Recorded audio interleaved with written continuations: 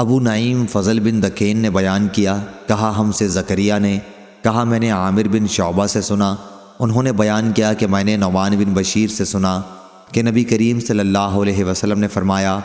اللہ کی حدود پر قائم رہنے والے اور اس میں گھس جانے والے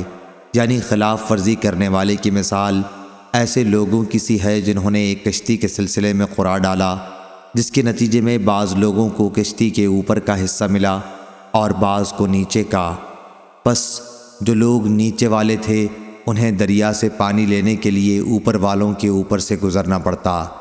انہوں نے سوچا کہ کیوں نہ ہم اپنے ہی حصے میں ایک سوراخ کر لیں تاکہ اوپر والوں کو ہم کوئی تکلیف نہ دیں۔